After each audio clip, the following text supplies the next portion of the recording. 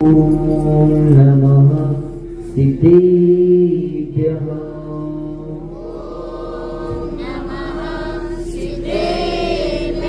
ओम नमः सिद्धेभ्यः।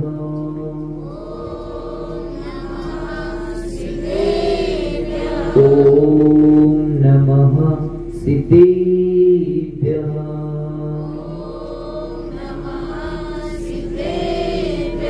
नमः श्री वर्धमानाय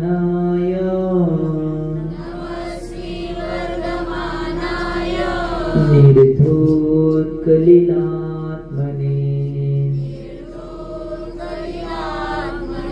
सालोकानां त्रिलोकानां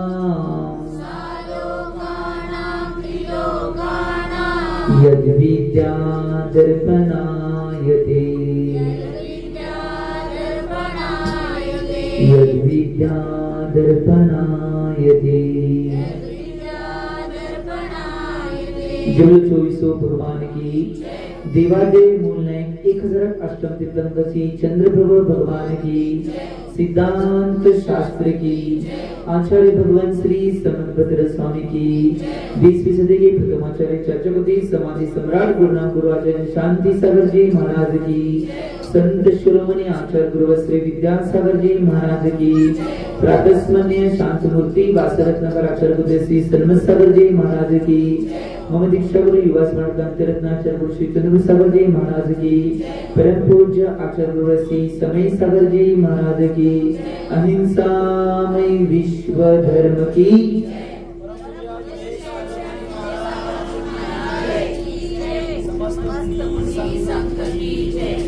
भव्यजी हो। आज सन्मती वात्सल्य पावन वर्षामधील रत्नकंड श्रावची वाचना प्रथम दिवस। एक गोष्ट लक्षात घ्या, रत्नकंडक श्रावकाचार्य हा ग्रंथ आजच्या दिवसापासून आपण चालू करत आहोत।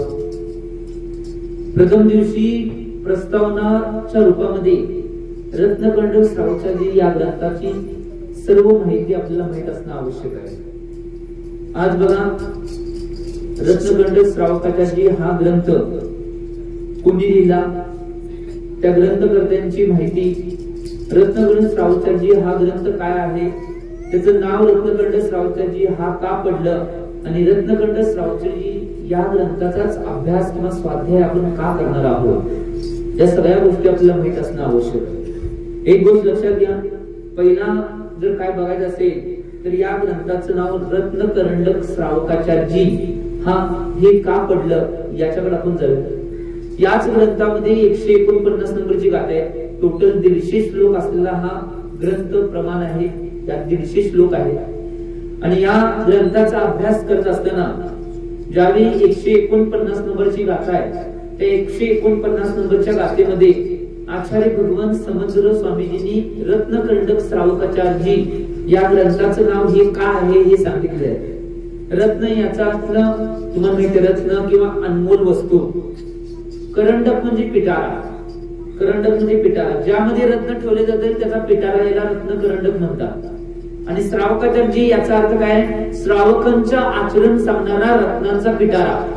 त्यात रत्न कुठले असणार आहे तर सम्यक दर्शन, सम्यक ज्ञान, सम्यक चारित्र्य ही 3 रत्न आहेत। या रत्नांचा पिटारा आणि त्यामध्ये श्रावकाचार्यचं कथन केलेलं आहे, म्हणून याला रत्नकरंडक श्रावकाचार्य हा ग्रंथाला या नाव पडलेलं आहे।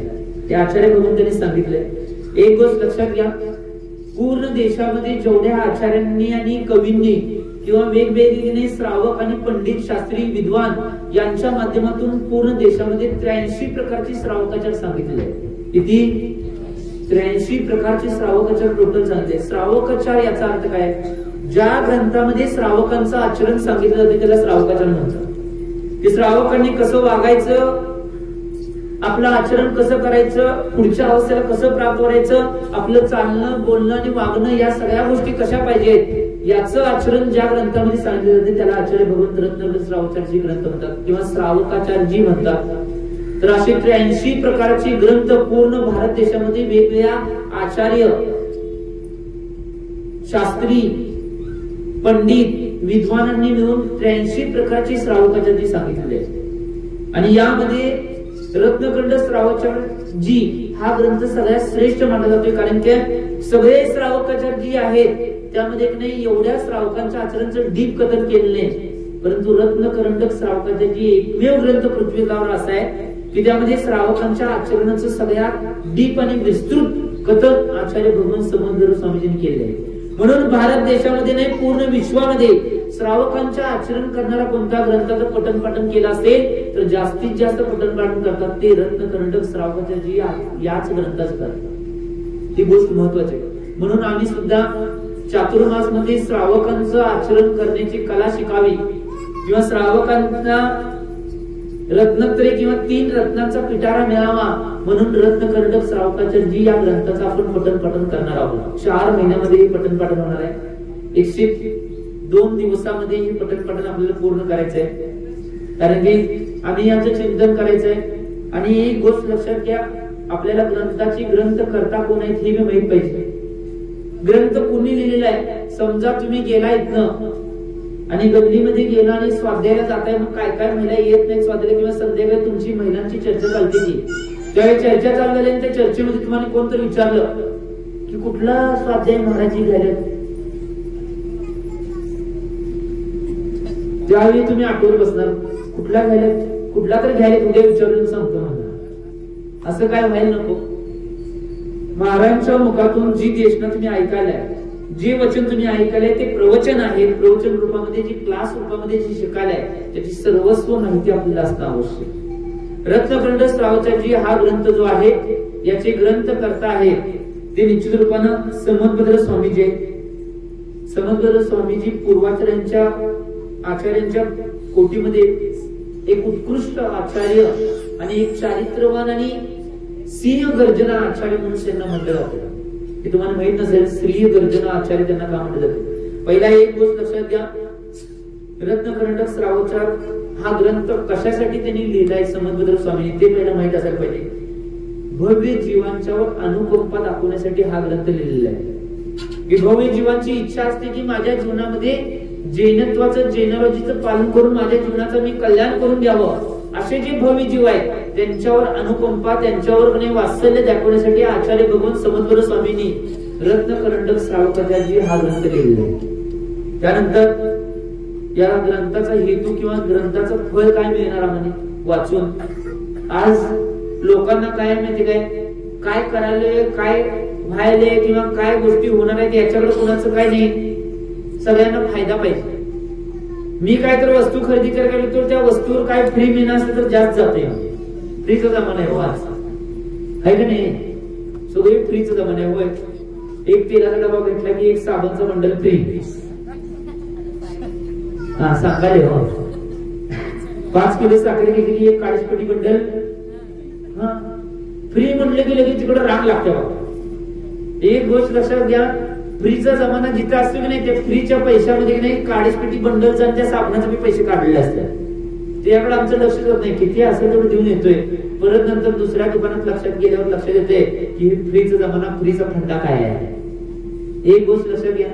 म्हणून तुम्हाला वाटतंय की आम्ही रत्नखंड श्रावकाचार्य हा ग्रंथ शिकावले तर यातनं आम्हाला काय फायदा होणार आहे, याच्यातून काय आम्हाला मिळणार आहे.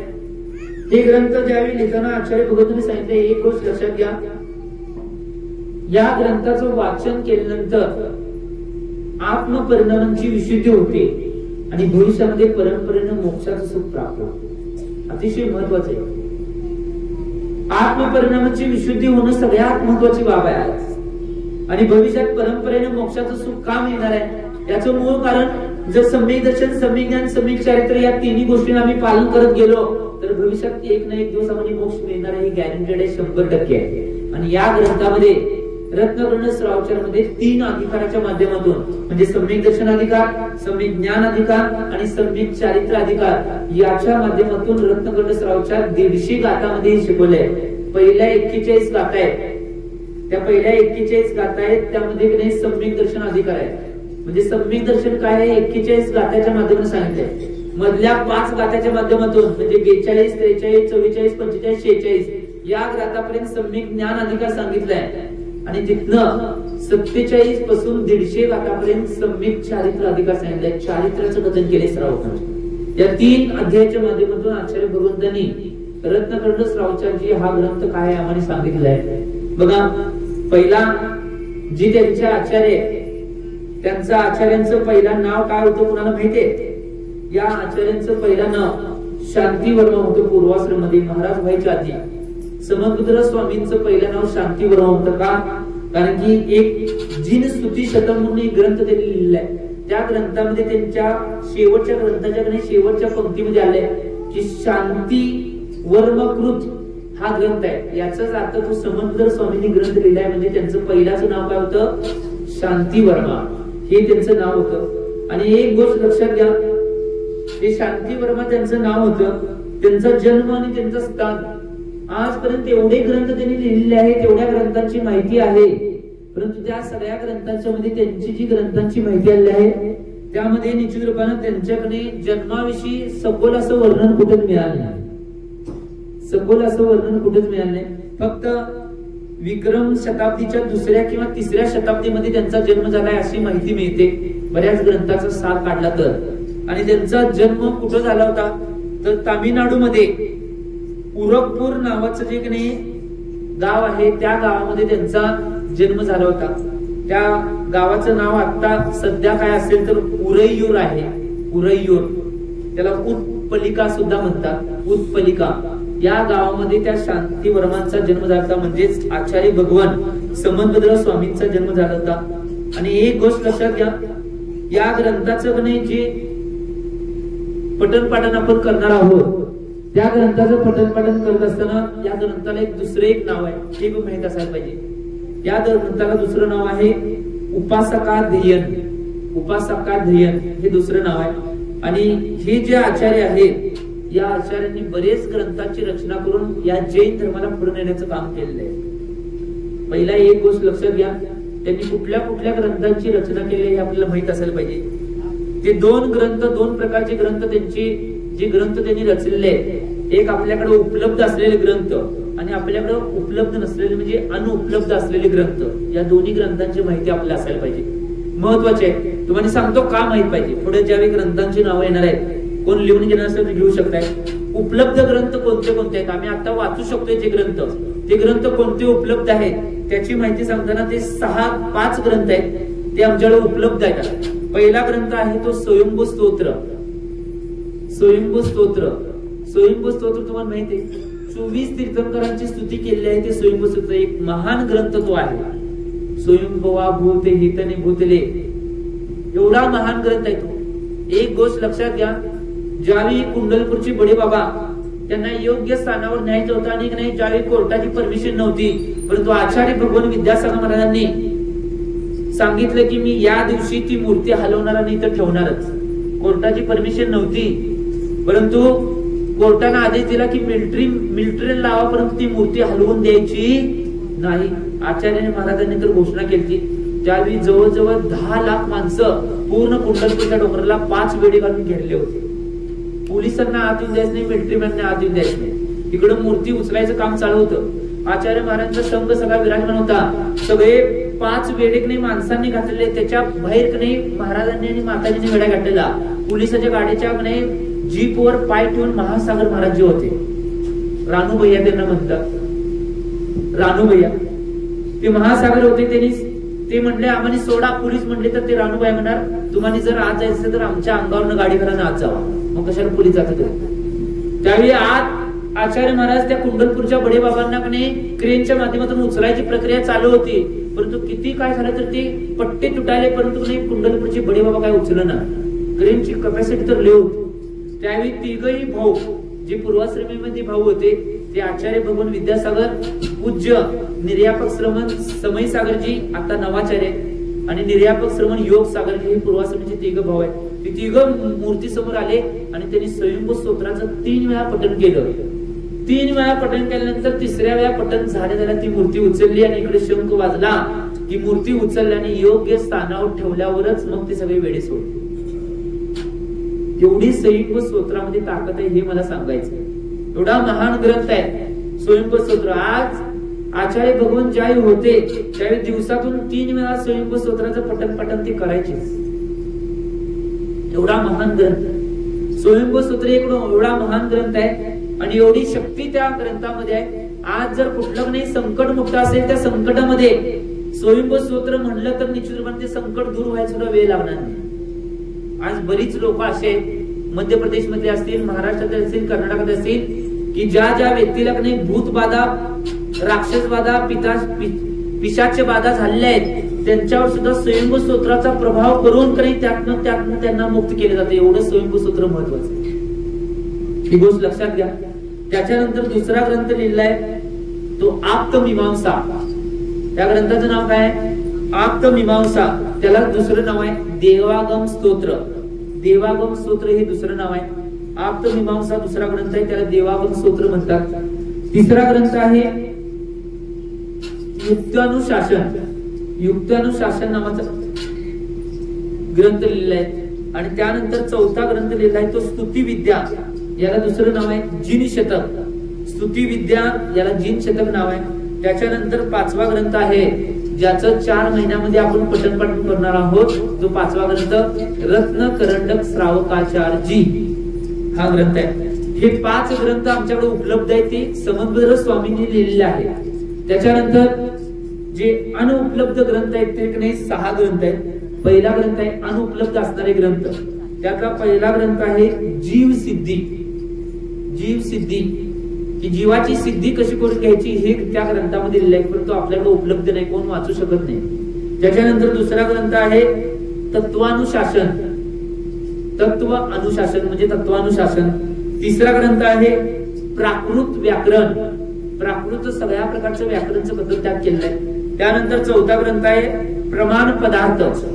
प्रमाण पदार्थ नावाचा चौथा ग्रंथ आहे. त्यानंतर 5वा ग्रंथ आहे कर्म प्रावृत्त टीका. चौथा ग्रंथ आहे प्रमाण पदार्थ. प्रमाण पदार्थ झाल्यानंतर 5वा ग्रंथ आहे कर्म प्रावृत्त टीका. आणि 6वा ग्रंथ आहे गंध हस्ती महाभाष्य. हा एक महत्वाचा ग्रंथ आहे. आचार्य भगवान समंत स्वामींचा एक महत्वपूर्ण ग्रंथ. आज बरीच आमची मुलं मुली काय म्हणतात माहितीये काय? जैन धर्माचं आचरण करून आम्हाला काय मिळणार आहे? त्या मुला मुलींना मला सांगायचं आहे एक गोष्ट लक्षात घ्या. ती मुलं मुली काय म्हणतात माहितीये काय? जैन धर्माकडून आम्हाला काय मिळणार आहे? विज्ञानानं सगळं दिलं आम्हाला. सगळे नवीन नवीन शोध लावलेत. मोबाईल, टीव्ही, फॅन, हेलिकॉप्टर, विमान, रेल्वे हे सगळे विज्ञानाने शोध लावलेत. जैन धर्मामध्ये काय देते? त्यांना सांगायचं मला कान उघडे ठेवून ऐका सगळेजण. गंध हस्ती हा महाभाष्य हा ग्रंथ आहे की नाही, या ग्रंथामध्ये श्लोक किती आहेत माहिती काय? 95,000 श्लोक प्रमाण हा ग्रंथ आहे. आणि या ग्रंथामध्ये काय माहिती तुम्हाला? आमच्याकडे हा उपलब्ध नाही. या ग्रंथामध्ये विमान हवेमध्ये कसं चालतंय, मोबाईलचे टॉवरचे सिग्नल कसे चालतात, हे सगळं या ग्रंथातलं शोध आहे. आमच्याकडे ग्रंथ नाही, हा जर्मनीकडे ग्रंथ आहे. आचार्य विद्यानंदी महाराजांनी सरकारच्या माध्यमातून बरेच प्रयत्न केले या ग्रंथाला भारतात आणण्याचा, परंतु हा ग्रंथ भारतात येऊ शकला नाही. हे आमचं दुर्भाग्य आहे. या ग्रंथामध्ये त्या सगळ्या विज्ञानाधाष्टीत सगळे शोध आहेत की नाही, त्याच्या आधीच सगळ्या गोष्टी की नाही, त्याचे तंत्र सगळे लिहून ठेवले आहे. 95,000 श्लोक प्रमाण ग्रंथ गंध हस्ती महाभाष्य हा ग्रंथ आहे. आणि एक गोष्ट लक्षात घ्या, हे सगळे ग्रंथ झाले. त्याच्यानंतर नाही सगळ्यात महत्वाचं काय असेल, त्याच्यानंतर आपल्याला काय बघायचं असेल, या आचार्यांना एवढं का मानलं जाते आचार्य भगवान समंत स्वामींना, तर त्या काळामध्ये आचार्य भगवान भारतामध्ये विराजमान असताना त्यांनी महती प्रभावना केली. शास्त्रार्थ नावाचा एक प्रकार होता त्या काळात. शास्त्रार्थ म्हणजे काय माहिती तुम्हाला? शास्त्रार्थ म्हणजे काय माहित नाही? शास्त्रार्थ अर्थ काय म्हणजे काय? 2 प्रतिष्ठित किंवा 2 विद्वान लोक आमने सामने बसायचे आणि त्यांच्या शास्त्राचं कथन त्यांच्या पुढे एकमेकांना सांगायचं. कोण हरेल, जो जिंकेल की नाही त्याचं सगळं ऐकायचं. याला शास्त्रार्थ म्हणतात. एकमेव भारतामध्ये असे डंकेचे चोट पर बोलने वाले महाराज होते गए, वो समंत महाराज आहे. का यांना सिंह गर्जना आचार्य म्हणतात? की यांनी भारतामध्ये 6 ठिकाणी, त्यावेळी हिंदुस्थान होता, हिंदुस्थानामध्ये 6 ठिकाणी शास्त्रार्थ करून वेगवेगळ्या धर्मांच्यावर विजय मिळवून तिथं जैन धर्माचा ध्वज फडकवला होता, म्हणून यांना सिंह गर्जना आचार्य म्हणतात। सिंह गर्जना म्हणजे कुठेही यांचा कधीही पराजय झाला नाही। त्यातली कुठली ठिकाण आहे त्या 6 ठिकाणी त्यांनी शास्त्रार्थ केला होता। पहिलं क्षेत्र आहे पाटलीपुत्र नगर, हे बिहार मध्ये आहे। पाटलीपुत्र नगर मध्ये त्यांनी निश्चित रूपानं बौद्ध धर्मासंग शास्त्रार्थ केला होता आणि बौद्ध धर्माचा पराजय करून तिथं जैन धर्माचा ध्वज पताका फडकवला होता। पाटलीपुत्र नगर पहिलं शास्त्रार्थ केलेलं पहिलं गाव आहे। दुसरं गाव कोणतं असेल तर मालवा। मालवा निश्चित रूपानं कुठं असेल तर मालवा ह्या आहे ते वरच्या कोपऱ्याच्या बाजूला आहे। आता तुम्हाला माहितीये मालवा मालव प्रदेश म्हणून म्हणला जातोय बघा। कोपऱ्यात राजस्थानच्या गुजरातच्या मध्यावर नाही कोपात मालव प्रदेश म्हणून म्हणला जातोय। त्या प्रदेशामध्ये सुद्धा त्यांनी शास्त्रार्थ केला आणि तिथे हिंदू धर्माचा पराजय करून जैन धर्माची ध्वज पताका फडकवली होती, हे शास्त्रामध्ये येते। त्यानंतर तिसरं आहे सिंधू। सिंधू प्रांत हे पाकिस्तानमध्ये येते। आता तुम्ही महाराजांना लोन देताय की नाही, ते सिंधी लोन का म्हटलं जाते माहिती आहे? सिंध प्रांतात त्याच्या खाणी आहे म्हणून त्याला सिंधी लोन म्हटलं जाते। जो सिंध प्रांतामध्ये सुद्धा त्यांनी की नाही वेगवेगळ्या धर्मावर शास्त्रार्थ करून नाही तिथं आपला धर्म ध्वजा पटकवण्याचं काम या आचार्य भगवंतांनी केल्यानंतर चौथ्या ठिकाणी ढक्क। ढक्क म्हणजे आता बांगलादेशची राजधानी ढाका, त्याला ढक्क म्हणतात। त्या ठिकाणी सुद्धा त्यांनी शास्त्रार्थ करून आपला धर्म ध्वजा तिथं फडकवला होता। त्यानंतर कांची। कांची कुठे माहिती तुम्हाला? खाली कांचीवरम कांचीपुरम खाली जे नाही की नाही तामिळनाडूच्या तिथं त्याला कांची म्हणतात। तिथं सुद्धा त्यांनी आपला धर्म ध्वजा फडकवला होता। मी स्वतः ब्रह्मचर्य अवस्थेमध्ये पूर्वाश्रमामध्ये ब्रह्मचर्य होतो त्यावेळी तामिळनाडूमध्ये या क्षेत्रात जाऊन आलो कांची, की तिथं शास्त्रार्थ झाला होता, ती जागा बघून आले मी। एवढं सुंदर मंदिर आहे, परंतु मंदिरात एकच मूलनायकाची जेवढी मूर्ती राहिल्या, बाकीच्या सगळ्या मूर्त्या चोरून नेलेल्या आहेत। त्याची चावी, त्या मंदिराची चावी केवढी मोठी आहे माहिती काय? दोन्ही हातात ना अशी घेऊन यायला लागते चावी, एवढी मोठी चावी आहे मंदिराची। तिथं त्या गावामध्ये एक सुद्धा घर आपलं जैनाचं नाही। एक आजी आहे ती पुढेच त्या मंदिराच्या पुढेच तिचं बारकीचं छोटेच घर आहे, त्याला जैन समाजाचे लोक काही पैसे देतात आणि ती त्या मंदिराची देखभाल करते। कोण नाही तिथं जाऊन आले आणि तो पेंडॉल जिथं का नाही बौद्ध धर्मासंग का नाही समर्थ महाराजांनी शास्त्रार्थ केला होता, ती जागा आहे तशी आहे, आम्ही बघून आले ही ती कांची। त्यानंतर 6वा प्रदेश आहे विदिशा। मध्य प्रदेश मधील विदिशा आता एक जिल्हा आहे। त्या विदिशामध्ये सुद्धा त्यांनी हिंदू धर्मावरून नाही शास्त्रार्थ करून तिथं विजय पताका आपला लावला होता। या 6 ठिकाणी धर्म पताका लावण्याचं काम या समर्थ महाराजांनी केले होते, म्हणून त्यांना सिंह गर्जना आचार्य म्हणून म्हटलं जायचं। एक गोष्ट लक्षात घ्या, आम्ही याचं चिंतन करणं आवश्यक आहे आणि त्याच्या पुढे जाऊन जर आपल्याला काय बघायचं असेल तर सगळ्यात महत्वाची गोष्ट आपल्याला बघायची आहे ती एक गोष्ट लक्षात घ्या, या आचार्यांनी एवढ्या सगळ्या गोष्टी करून आपल्या या पूर्णपणे जैन समाजाची धर्म पताका सगळीकडे लावण्याचा प्रयत्न केला होता। आणि आज आपण या आचार्यांचा ग्रंथ रत्नकंडक श्रावकाचार्य हा ग्रंथ आपण पठण आजपासून चालू करणार आहोत। पहिला मंगलाचरण पठण करायचं आहे। आजच्या दिवस कुणाला पुस्तकं नव्हतील, उद्यापासून पुस्तकं सगळ्यांना मिळतील, झोरास काढून देतील, ते नुसतं घ्यायचे आणि तुम्ही सुद्धा पठण करायचंय। पहिली गाथा मंगलाचरण रूपामध्ये आपण पठण करूया। मी म्हणतो माय पाठीमागे म्हणा, नमः श्री वर्धमानाय, नमः श्री वर्धमानाय, निर्धोत्कलिलात्मने, निर्धोत्कलिलात्मने, सालोकानां त्रिलोकानां, सालोकानां त्रिलोकानां, यद्विद्या दर्पणायते, यद्विद्या दर्पणायते, नमः श्री वर्धमानाय निर्धोत्कलिलात्मने, सालोकानां त्रिलोकानां यद्विद्या दर्पणायते।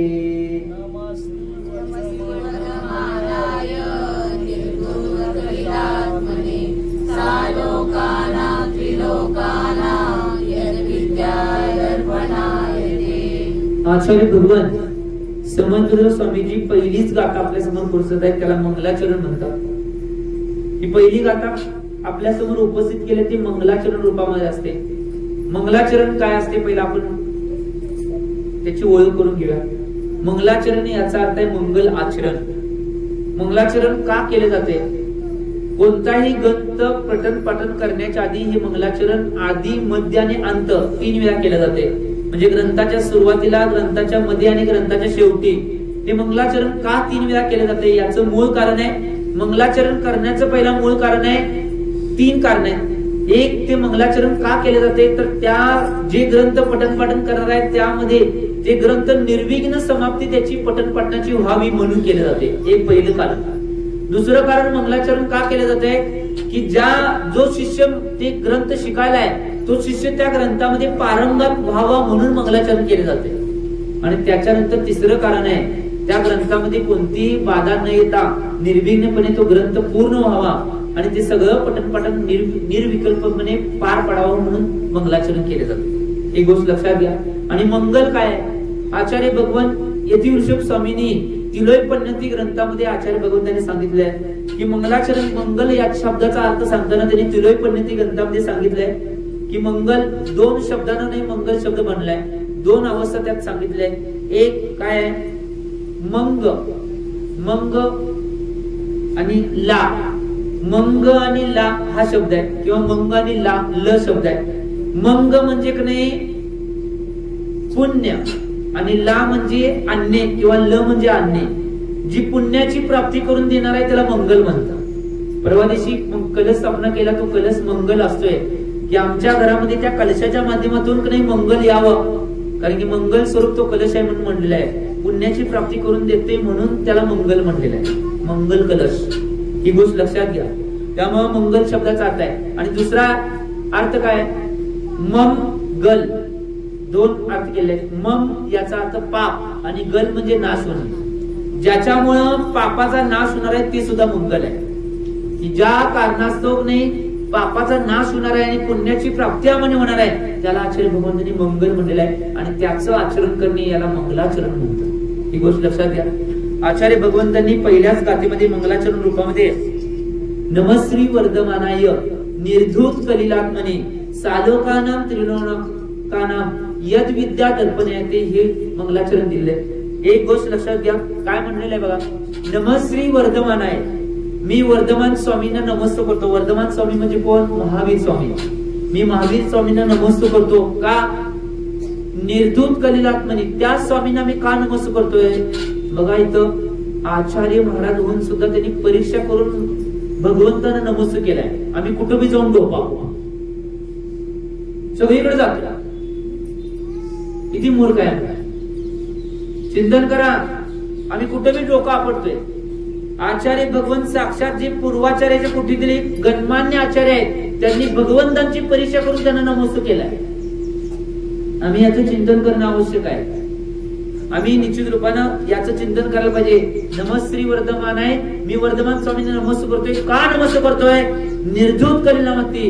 ज्यांनी आटी कर्माचा नाश केलाय, कर्मांचा नाश केलाय म्हणून मी त्यांना नमस्कार करतोय. आणि परत का नमस्कार करतोय? सालोकानाम त्रिलोकानाम म्हणजे काय? सालोकानाम त्रिलोकाम यद विद्या दर्पण येते. आणि त्यांच्याजवळ अशी विद्या एक आहे की लोकाकाश अलोकाकाश या सगळ्याला त्यांनी दर्पणाप्रमाणे म्हणजे आरशाप्रमाणे जाणतात. आरशाप्रमाणे याचा अर्थ काय माहितीये? आरशात तुम्ही गेला, आरशासमोर उभारताय, लेडा उभारताय, तर आरशासमोर लेडा उभारताय, तर त्या आरशासमोर उभारला तर आरशा कधी पार्सलिटी करत नाही. तुमच्या चेहऱ्यावर काय लागलं असेल जसं आहे तसं दाखवतंय. का आजपर्यंत आरशाने पार्सलिटी केल्या काय? तुमच्यावर लागलेलं सोडून दाखवते. ती तुमची ए सिस्टीम असेल, सोडा नवीन ती सिस्टीम असेल, काय बी काढून दाखवते. परंतु आरसा कधी पार्सलिटी करत नाही. ते दर्पण आहे ते जसं कोण पुढे येईल तसं दाखवतंय. तसं अरिहंत भगवंतांच्याकडे एक विद्या अशी आहे केवळ ज्ञान रूपी. ती लोकाकाश आणि अलोकाकाशातल्या सगळ्या पदार्थांना, सगळ्या वस्तूंना आणि सगळ्या व्यक्तींना दर्पणाप्रमाणे आरशाप्रमाणे त्यांच्या विद्येमध्ये दाखवते, म्हणून त्यांना मी नमस्कार करतोय असं आचार्य भगवंत म्हणले. एक गोष्ट लक्षात घ्या, त्या आचार्यांनी का नमस्कार केलेला आहे याचं मूळ कारण आहे की त्यांच्याकडं सगळ्या चारी प्रकारच्या कर्माचा त्यांनी नाश केलेला आहे. परत त्यांची विद्या सगळ्या लोकाकाश अलोकाकाशला सगळ्या पदार्थांना, सगळ्या माणसांना आणि सगळ्यांना दर्पणाप्रमाणे जाणते, म्हणून त्यांना नमस्कार केलेला आहे. ही गोष्ट लक्षात घ्या, सोपं आहे. आम्ही याचं चिंतन करणं आवश्यक आहे. बघा, आमच्या जीवनामध्ये मंगल आचरण कशा रूपात असेल तर या रूपामध्ये मंगल आचरण आहे की आम्ही भगवंतांच्या चरणी आमचे जे आराध्य आहेत, आमचे जे आराध्य आहेत आणि आमचे कुलदैवत जे आहेत कोण आहेत, लय जणांचं लय काय काय असेल, तसलं काही नसतंय. तुमचे कुलदैवत महावीर स्वामी आहेत. त्या सगळ्या गोष्टी सोडून टाका. त्यामुळेच आमचा उद्धार होईन झालाय, कल्याण होईन झालंय. सारखं दुःख आणि संकट जे आलं. खरं आमचं कुलदैवत कोण असेल, 24 तीर्थंकर आमचे कुलदैवत आहे. कुठे बी जाऊन डोकावं. बरं, कुलदैवताला गेला मग सगळं पूर्ण झालंय तुमचं. कोणी एक तर व्यक्ती दाखवा की सगळ्या माझ्या मागण्या पूर्ण झाल्या, उद्यापासून मी बी जायला तयार. एक कोण मायकाला असं तर या उठून माया पुढ्यात चॅलेंज घ्या, पंडितांनी घ्यावं. हाय काय कोण? 3 काळात नाही, त्यांना बी माहिती हो, त्यांना बी माहिती. असं 3 काळात होऊ शकत नाही, सगळ्यांना माहिती. याचं चिंतन तुम्ही बी करा, कारण की शास्त्र जे खरं आहे ते सांगणार आम्ही. ही गोष्ट लक्षात घ्या. त्यामुळं कोण कुलदैवत नाही, कुलदैवत आमचा 24 तीर्थंकरच आहे. आणि मला एक सांगा, कोण कुणीकडे गेलं नाही म्हणून कोण कुणाचं वाटोळं करणार देव कधी होईल काय? काय काय देव तर दुर्हा पडतात म्हणून गेले नाही, असं दुर्हा पडणारे देव असतील काय? देवाची सुक्ती काय आहे हो? कोण व्यक्ती त्यांच्या सानिध्यात जातील त्यांना शांती, समाधान, सुख आदी देणे ही देवांची सुक्ती आहे. जर देव वाटोळ करायला लागला तर काय उपयोग? माणसं एक वाटोळ करतात, देव वाटोळ करायला लागलं काय होणार? 3 काळात होऊ शकत नाही. जो वाटोळा करणार आहे, जो वाईट लावणार आहे, वाईट करणार आहे, तो देव 3 काळात होऊ शकत नाही. हेच सांगायचंय म्हणून आचार्य भगवंतांच्या या मंगलाचरणापासून आपण सुरुवात करत आहोत. मंगल आचरण तेच आहे. आचार्य भगवंतांनी साक्षात आचार्य भगवान जे पूर्वाचार्याच्या कुटीतील उत्कृष्ट आचार्य असून सुद्धा त्यांनी भगवंतांची परीक्षा करून त्यांना नमस्कार केला. नाहीतर असाच नमस्कार जोडला नाही. आम्ही सुद्धा आमच्या जीवनात परीक्षा करा, खरे देव कोण आहे जरा करा. एक गोष्ट लक्षात घ्या, अशा गोष्टी जर होत असत्या, असं काय होत असत? आणि मला सांगा, आता तुम्ही किती बा असतील, कुठं कुठं बा असतील की बा जाताय की तुम्ही वेशीवर, कोपऱ्यावर, झाडाखाली, अमुक तमुक लई बा. त्यांच्या आई वडिलांचा मी पत्ता नाही, बा कुठून आला हो? आमचे तीर्थंकरांचं 24 तीर्थंकरांचा कुठला बी इतिहास काढून बघा, कुठं बी मिळणार. त्यांच्या आई वडील कोण आहे, त्यांच्या आजी आजोबा कोण आहे, त्यांच्या आत्या कोण आहे, त्यांचा मामा कोण आहे, कुठल्या बांचा काय पत्ता निघतोय का बघा. आहे का कुठं? निघणार नाही. मी खरं सांगायला, आई वडील नसेल तर मुलगा कुठनं होईल हो? चिंतन करा या गोष्टीचं. उगाच सांगायला नाही मी, याचं चिंतन आम्ही सगळ्यांनी करणं आवश्यक आहे. कुणी कुणी काय काय करत असेल ते सगळं बंद करा, त्याच्यामुळे सुख मिळणार नाही, त्याच्यामुळे दुःखच मिळणार नाही. माझं चॅलेंज आहे. कोण जर सुख मिळवणार असलं का नाही, आजपासून सगळं सोडा, नुसतं सुख मिळवायचा प्रयत्न करा. तुमचं का सुख मिळाले माहितीये का? तुम्ही ते करत करत जरा जैनाचं आचरण करलंय म्हणून सुख मिळालंय. हे बंद करा, नुसतं ते करून बघा काय मिळते. सगळं झिरो होते. लिहून ठेवा. पैसा, संपत्ती, वैभव सगळं झिरो होईल तुमचं. जर जैन धर्माचं आचरण या भगवंताच्या समोर आलं नाही, हे केलं नाही, नुसतं तेच करत बसला, सगळं झिरो होईल. होते की नाही बघा. चिंतन करा या गोष्टीचं. त्यामुळे लवकरात लवकर या गोष्टी सोडण्याचा प्रयत्न करा. याच्यामुळे काय होणार नाही. आचार्य भगवान एवढं परीक्षा करून सगळ्या गोष्टी तुम्हाला सांगायला, त्यामुळे तुम्ही चिंतन करा आणि या गोष्टी लवकरात लवकर डिलीट करून टाका, डोक्यातनं काढा. आणि काय तुम्ही म्हणतो महाराज तसं काय बोलला तर काय होईल, आमचं बरं वाईट होईल. आजपर्यंत माझं झालंय हो, झाले काय होत नाही. एक गोष्ट लक्षात घ्या, स्वर्गातले देव माणसांचं काय वाईट करू शकत? ज्याचं ज्याचं कर्म तसं आहे, ज्याचं ज्याचं कर्म जसं आहे तसंच होणार आहे. आणि मला एक सांगा, तुम्ही साधी गोष्ट मी सांगतो तुम्हाला. स्वर्गातले देव आहेत आणि पृथ्वीवरले जे मनुष्य आहेत, पंचकल्याण पूजा कधी बघितलंय? बघितलंय? साध्या गोष्टीत तुम्हाला तुमच्या भाषेतनं समजावून सांगतो. पंचकल्याण पूजेमध्ये एक वाद चालू असते बघा. एक म्हणजे तिसऱ्या दिवशी पालखी कोण उचलला ना, आला अड्ड्यावर आला तुम्ही, थांबा बरोबर आता पोहोचलाय. वाद चालू असते बघा की पालखी जे दीक्षा घ्यायला चालले त्यांची पालखी कोण उचलणार म्हणून देवांचा आणि मनुष्याचा वाद चालू होते. पालखी मी उचलणार, मी श्रेष्ठ आहे, मी सगळं एवढं केलोय, सोदर मित्र म्हणतोय, मी एवढं सगळं तयारी केलोय, मंडप गाठलोय, समोर केलो, भगवंतांना एवढं सगळं पालखी बिलक आणलोय आणि मीच उचलणार. मग माणसं म्हणतात आम्ही उचलणार, आम्ही बी केले त्यांचं, आम्ही सगळं ह्या व्यवस्था निर्माण केल्या, आम्ही उचलणार. त्यावेळी दोघांचे एवढं भांडणं विकोपाला जातात. त्यावेळी ज्याची दीक्षा होणार आहे त्याला विचारावं पालखी कोण उचलणार. त्यांना विचारले जातात, जे आदी कुमार असतात त्यांना विचारले जातात की पालखी कोण उचलणार. त्यांनी उत्तर काय देतात माहिती काय? देव किंवा मनुष्य हे उत्तर घेत नाही. त्याने जे कोणी संयमाचं पालन करतात तेच पालखी उचलणार. मग माणसं नाचायला चालू होतात, कारण की संयमाचं पालन कोण करू शकतंय? मनुष्य. देवगतीमध्ये संयम नाही हो. मग श्रेष्ठ कोण झालं? देवांच्या पेक्षा मनुष्य श्रेष्ठ झाला हो. आणि आम्ही त्या देवांच्याकडे चाललोय. दे बाबा, का उपयोग? कसं होणार हो? चपराशीच्या पाया पडायला लागल्यावर काय होईल हो? नरेंद्र मोदीला सोडून चपराशीच्या पाया पडायला तुम्ही काय? 3 काळात होईल काय? काम व्हायचं असले तर नरेंद्र मोदींच्याकडे जायला पाहिजे आम्हाला. ते प्राईम मिनिस्टर आहे. त्याच्या पाठीमाग जो तिथं त्यांच्या ऑफिसच्या बाहेर जो शिपाई, त्या शिपायाकडनं काम करायचा प्रयत्न केला तर होईल? नाही म्हणा. डायरेक्ट कनेक्शन पाहिजे हो. काय सांभाळलंय? Direct connection. मध्ये आधी कोणी येता कामा नये, ही गोष्ट लक्षात घ्या. आम्ही याचं चिंतन करणं आवश्यक आहे. या गोष्टीला जीवनामध्ये जोपर्यंत तुम्ही घेणार नाही तोपर्यंत तुम्हाला सत्य असत्य बऱ्याच गोष्टी काय काय कळणार नाही. आज एक गोष्ट लक्षात घ्या, आम्ही आमच्या जीवनामध्ये बऱ्याच गोष्टी करलोय, बऱ्याच गोष्टींना पुढे न्यालोय, परंतु हे करत असताना आज काय खरं आहे काय खोटं आहे हे जाणून घेणं आवश्यक. प्रथमाचार्य शांतीसागरांच्या जीवनातला एक प्रसंग सांगतो मी. प्रथमाचार्य शांतीसागर महाराज श्रवण बेगोरकडून समडोईच्या दिशेने विहार करत होते. आणि समडोईकडे येत असताना कने हुबळीच्या तिथं कने एक लिंगायत मोठा मठ आहे. ते लिंगायत मठाचे स्वामी चालत त्यांच्याकडे गेले आणि म्हणले, चालत गेले. ते खडाव बिडाव काय घातले नव्हते, पालखीतनं जात होते, पालखीतनं गेले, चालत गेले. कारण की दिगंबर साधू जगात सगळ्यात श्रेष्ठ आहेत म्हणून ते चालत गेले. आणि महाराजांच्या चरणी पूर्ण लोटांगण घातल्याने म्हणले की आमच्या इथं मठामध्ये येऊन एक प्रवचन करून जावं. महाराजांनी स्वीकृती दिली. महाराज गेले तिथं आणि तिथं प्रवचन चालू झालं. महाराजांनी 2च विषयावर प्रवचन केलं, सम्यक्त्व आणि मिथ्यात्व.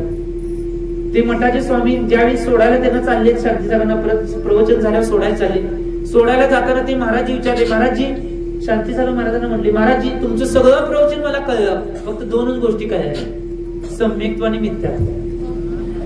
सगळं प्रवचन कळलं. शांतीसागर महाराज, जे प्रथमाचार्य शांतीसागर महाराज होते, ते काय म्हणले माहिती काय? शांतीसागर महाराज म्हणले की महाराजजी, सम्यक्त्व म्हणजे सत्य आणि मिथ्यात्व म्हणजे असत्य, याला सम्यक्त्व आणि मिथ्यात्व असं आहे. तुम्हाला कळलं? ते असंच आहे. सम्यक्त्व म्हणजे काय असेल, या पृथ्वी तलावर जे सत्य आहे ते सम्यक्त्व आहे, आणि मिथ्यात्व म्हणजे काय, जे असत्य आहे तेच मिथ्यात्व आहे. ही गोष्ट लक्षात घ्या. त्यामुळे चिंतन करणं आवश्यक आहे. सत्याला स्वीकारण्याचा प्रयत्न करा. आम्ही अंधश्रद्धा, भोळी बाबडी श्रद्धा, अज्ञान, मिथ्यात्व या सगळ्या गोष्टी सोडून द्यायला पाहिजे. जोपर्यंत या गोष्टी सोडून देत नाही तोपर्यंत 3 काळामध्ये आमचा कल्याणाचा मार्ग आम्हाला मिळणार नाही. किती प्रयत्न करा, किती सुख मिळवण्याचा प्रयत्न करा, तुमच्या वाट्याला दुःख आणि दुःखच आहे. ही गोष्ट लक्षात घ्या. मागचं पुण्य तोपर्यंत सगळं करायलाय, चांगलं वाटायलंय. मागचं पुण्य संपलं, एका क्षणात सगळं घेऊन जाईल. त्यामुळं कधीही नाही मिथ्यात्वाच्या वाट्याला, अज्ञानाच्या वाट्याला, असत्याच्या वाट्याला कधीही जाऊ नका. किती काय झालं, माझा प्राण जाणार असेल तरी चालेल, परंतु मी सत्याच्या मार्गावरच जाणार आणि सम्यक्त्वाच्या मार्गावर जाणार, ही भावना अंतर्गत पाहिजे. त्यावेळी आमचा कल्याण होणार. ही गोष्ट लक्षात घ्या.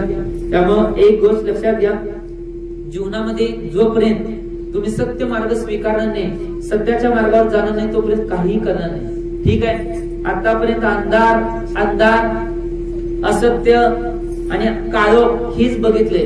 आता प्रकाशाचा मार्ग येतोय, प्रकाशाचा मार्ग कळल्यावर किमान प्रकाशाचा मार्ग धरायला पाहिजे ना. किमान असत्य काय कळल्यावर तर सत्याचा मार्ग धरायला पाहिजे, किमान काळोख काय कळल्यानंतर प्रकाशाचा मार्ग धरायला पाहिजे. ही तर गोष्ट करायला पाहिजे. जोपर्यंत कळत नव्हतं, जोपर्यंत माहित नव्हतं तोपर्यंत ठीक आहे. माहित झाल्यावर तरी बी तो मार्ग धरला तर. आता एक उदाहरण सांगतो, तुमच्या समोर. समजा तुम्ही संध्याकाळी वासा केल्यावर नाही गल्लीत कट्ट्यावर बसलाय. समजा बसत नाही, आता आज्या वगैरे बसतात की आमच्या सगळी बसलेली असते की बाहेर बोलत जरा एकमेक सगळ्यांसमोर बोलत बसतात. गाव आहे म्हटलं तर सगळ्या गोष्टी चालतात, जरा बोलत बसतात की. त्या बसल्यानंतर समजा नाही तुम्ही बोलत बसलाय तिथं त्या कट्ट्यावर बसलाय, त्याच वेळी नाही बरीच माणसं तिथं पळत चालली. आता तुम्हाला भीती वाटणार नाही, काय झालंय कुणास ठाऊक. तुम्ही झटदिशी उभारणार आणि काय झाले विचारणार. आता त्यातनं एक पळत जाणाऱ्या व्यक्तीला तुम्ही थांबवलं आणि म्हटलं अरे का पळालाय, काय झालंय. ते व्यक्ती जर म्हटला मला काय माहित नाही मी का पळालंय, तुम्ही काय म्हणते त्याला, मूर्खच आहे ना, हुशार. बरोबर, गिजून लय हुशार आहे, लय हुशार, चांगला आहे. बरोबर उत्तर योग्य दिलंय. उत्तर सोडा, उत्तर हेच पाहिजे होतं. त्या व्यक्तीला तुम्ही काय म्हणणार, ज्याला माहितच नाही मी का पळाले, कुठं पळाले, काय माहित नाही, सगळी पळाले म्हणून मी पळाले तो म्हणला, म्हणून त्याला तुम्ही काय म्हणला, मूर्ख आहे. आज एक गोष्ट लक्षात घ्या, आम्हाला कुठं जायचंय हे माहित नाही आणि निवांत संसारामध्ये पळाले. आम्ही काय झालो, मी काय म्हणलो राहू, तुम्ही म्हणला, मी काहीच म्हणलो नाही. माझ्याकडे बघू नका. खरं सांगायलंय, जर ज्या व्यक्तीला ध्येय नसेल, जो व्यक्ती ध्येय नाही पळायला जीवनामध्ये चालायलाय, तो कितीही चालून दे, कितीही पळून दे, तो मूर्खच आहे. ही गोष्ट लक्षात घ्या. ज्या व्यक्तीला जीवनामध्ये ध्येय आहे, ज्या व्यक्तीने ध्येय फिक्स केलेलं आहे आणि मला तिथपर्यंत जायचं आहे, त्या दिशेने जो व्यक्ती चाललाय तो खरा निश्चितपणे पुरुषार्थी आहे आणि तो खरा व्यक्ती शहाणा आहे. ही गोष्ट लक्षात घ्या. जर आम्हाला ध्येय असेल, समजा ध्येय नाही, समजा तुम्हाला जायचंय गडिंग्लजला आणि इकडे चाललाय, कधी पोहोचेला, चालत जावा, सायकलनं जावा, गाडीनं जावा, फोर व्हीलरनं जावा, विमाननं जावा, हेलिकॉप्टरनं जावा, नाही रॉकेटनं जावा. रॉकेट हो दूर सोडते घ्या ना, कशाने बी जावा, पोहोचणार आहे कधी. कारण की गडिंग्लज इकडं आहे आणि इकडं झाले गोव्याकडं, गोव्याला पोहोचला. गडिंग्लजला काय पोहोचणार नाही, वाटेत आंबोली पिंबोली सगळे लागल. आंबोली नव, आंबोली म्हणाले तर आंबोली लागेल, परंतु गडिंग्लज तुम्हाला मिळणार नाही. तसं आमच्या जीवनामध्ये आमचं ध्येय नसलं तर किती फास्ट चाला, काही चाला, कसंही चाला, तुम्ही पोहोचणार नाही. आणि ध्येय फिक्स आहे, समजा गडिंग्लजला जायचं आमचं ध्येय फिक्स आहे आणि त्या मार्गावर आम्ही हळूहळू चालत मुंगीच्या चालत चालू आहे, कधी ना कधी पोहोचणार आहे. कोणी तर मुंगीच्या चालत चाललाय, कोणी तर सायकलनं चाललाय, कोणी तर टू व्हीलरनं चाललाय, कोणी तर फोर व्हीलरनं चाललाय, कोणी तर हेलिकॉप्टरनं चाललाय, कोणी तर विमाननं चाललाय, कोणी तर रॉकेटनं चाललाय. ध्येय फिक्स आहे की नाही, कधी ना कधी पोहोचणार आहेत. कोण लवकर पोहोचेल, कोण थोड्या वेळाने पोहोचेल, कोण थोड्या वेळाने पोहोचेल, कोण थोड्या वेळाने पोहोचेल, परंतु पोहोचणार आहेत हे निश्चित आहे. मुंगीच्या चालीनं चालणारा व्यक्ती सुद्धा पोहोचणार आहे, परंतु ज्याचं ध्येय फिक्स नाही, ज्याला कुठे जायचंय माहित नाही, जागा फिक्स नाही, तो कशाही जाऊन दे कधीही पोहोचणार. तुमचं तर फिक्स आहे का जगालोय, का संसार करलोय, का धर्म करले, काय गोष्टी करले, कधी मनात विचार केलाय, माझं जीवन का जगाले. काय माहित नसेल तर काय उपयोग नाही. तुमच्या आणि तिर्यंच्या जीवनामध्ये काही फरक नाही. मग काय कुत्री मांजर जशी तिर्यंचे जगाले तसं आम्ही जगाले, काय उपयोग नाही. आमचं ध्येयच काय नाही हो. ध्येय पाहिजे का नको, आमचं तर ध्येय आहे, आम्हाला मोक्षाला जायचं, आम्हाला सुख मिळवायचं, आमचं तर ध्येय फिक्स आहे. कसं बी चालून द्या, आम्ही कधी ना कधी पोहोचणार आहे. झोपत जाऊन दे, रांगत जाऊन कधी तर पोहोचणारच आहे. परंतु ज्यांचं ध्येय नाही, किती फास्ट कशाने बी जावा, कुठं जागाच माहित नाही कुठं जायचंय नाही. त्यामुळे एक गोष्ट लक्षात घ्या, जीवनामध्ये पहिला ध्येय फिक्स करा की कुठं जायचंय, कसं पोहोचायचंय, हे ध्येय फिक्स करा. निश्चितपणे जाईल. उद्याच्या भागामध्ये आचार्य भगवान निश्चितपणे धर्मोपदेश करण्याची प्रतिज्ञा उद्याच्या भागामध्ये करणार आहे. आज मंगलाचरणच्या रूपामध्ये आचार्य भगवंतांनी मंगलाचरण केलेलं आहे. मी एवढीच भावना करतोय की तुमच्या जीवनाचं मंगलाचरण सुद्धा या मंगलाचरणच्या माध्यमातून तुम्ही करा. तुमचं ध्येय फिक्स करा की मला कुठं जायचंय, मला कुठं पोहोचायचंय हे ध्येय फिक्स करा आणि त्या दिशेवर चालण्याचा प्रयत्न करा. तुमच्या जीवनाचं सुद्धा मंगलाचरण झाल्याशिवाय राहणार नाही. एवढीच भावना करतोय की या गडंगलीत किंवा गिजवणे पूर्ण या पंचक्रोशीतील सगळ्या लोकांचं ध्येय फिक्स होऊन त्यांनी सुद्धा आपलं ध्येय फिक्स करून योग्य त्या जागेवर पोहोचण्याचा प्रयत्न करावा एवढी भावना करतो. आणि आजच्या मंगलाचरण रूप रत्नरुद्राच्या क्लासला मी विराम देतोय. जे बोलो आचार्य भगवान श्री सन्मती सागरजी महाराज की प्रभु देव तो